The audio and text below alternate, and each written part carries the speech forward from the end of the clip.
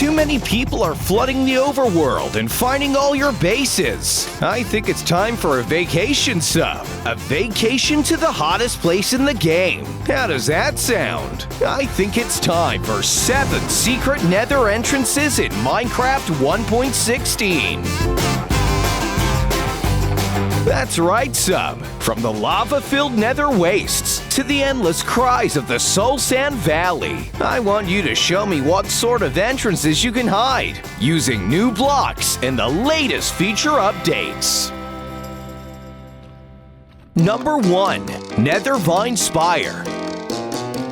These now spawn naturally in the Crimson Forests, and as it happens, they can be bone mealed if you need them to be a little longer. When you're not climbing up and down them to get a better vantage point of the Nether wastelands ahead of you, then you can be using them to create your own secret base. You see, these new Crimson Forests spawn an awful lot of these vines. It would take a really long time to check every one of them just to see if they could secretly lead somewhere. These vines can grow in groups, it seems, so placing your entrance above a group of them may help conceal it and make it look all the more natural. Make sure one goes beyond the rest, right up the roof to where you want your base to be. Bone meal them until they're long enough to reach near the edge of a surface. It might be best if you place them a few blocks off the edge of a sheer drop. This'll further encourage people not to try and risk their life in order to jump to them. But if you have the guts and the knowledge that a secret base is there, you can take the leap of faith.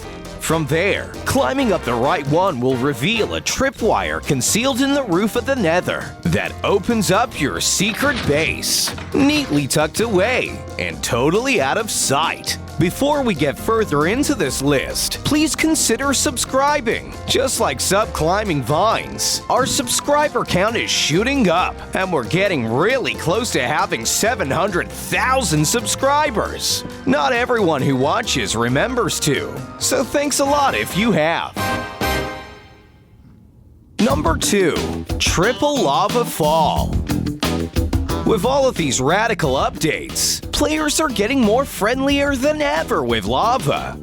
No, sub. Not that friendly, but still pretty friendly. With things like fire resistance potions, and even a new Strider mob. I've noticed Steve checking behind lava falls more often for hidden entrances. He could be learning a few things. Perhaps even checking for hidden minecarts he can jump through. Little does he realize is you're gonna make it much more difficult than that. Carve out a huge cave that looks similar to a randomly generated nether hole. Then start pouring lava as if a natural lava fall is covering the entire opening. Players will probably find this suspicious on its own, even Steve. But the best bit about this entrance is that there's not just one lava fall, there's 3. Do this 3 more times, and each time make the lava fall thicker and thicker, meaning it's gonna take someone who either really likes lava or has an abundance of fire resistance potions to reach you. Steve has finally stopped checking for minecarts and mined around the side,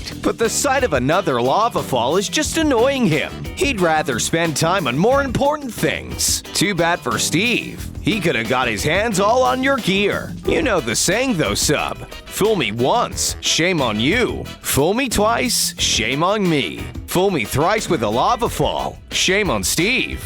Yep, that's definitely right. Number 3. Cross Lava Targeting.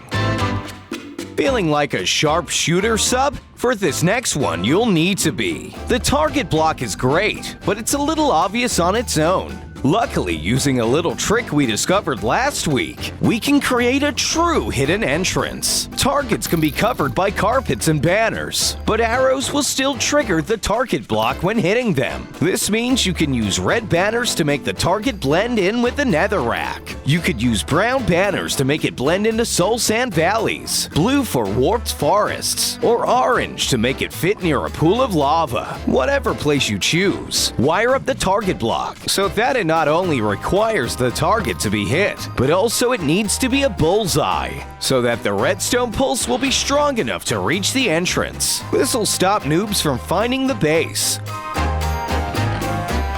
Number 4. The Dripper Lead.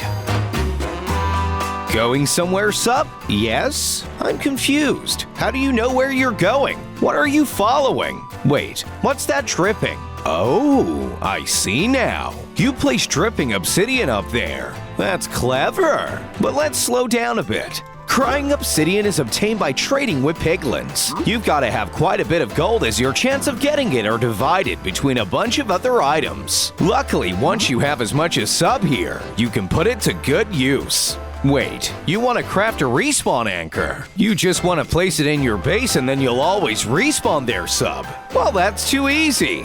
Instead, you can place crying obsidian around the roof, leading to your hidden base. I prefer that method much more. Looks way cooler. Did you know shulkers can trigger redstone? To add to the design, you can finalize your secret entrance with a red shulker box. That activates a set of redstone pistons when opened. It'll close back up when opened again, and because it's red, it blends in nicely with the netherrack. A perfect combination of new and old blocks. Good going, sub. What's that, guys? You thought that the respawn anchor of subs was a good idea. You think I need to start listening to him more? Well then, make sure to give this video a big old like, and I might just consider it.